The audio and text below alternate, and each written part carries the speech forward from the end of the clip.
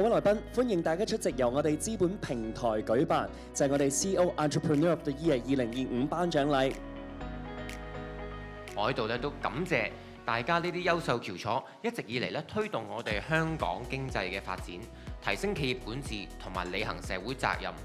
從而咧令到我哋香港同埋經濟咧係進一步邁上新嘅一個台階。咁喺度咧，我要再次向各位得獎者致衷心嘅祝賀，感謝你哋咧係持續為我哋香港經濟注入新嘅活力同埋創意。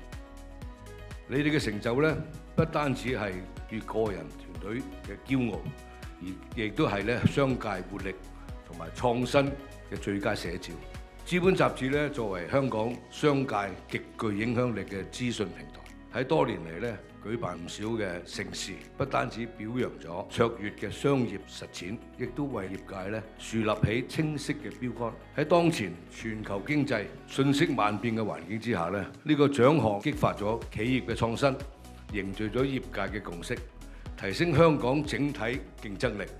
亦都咧發揮着唔可以缺少嘅一個作用。咁啊喺度祝各位得獎嘅 CEO 同埋企業家咧更進一步啦，身體健康啦，並且祝大家係財源廣進，心想事成。多謝大家。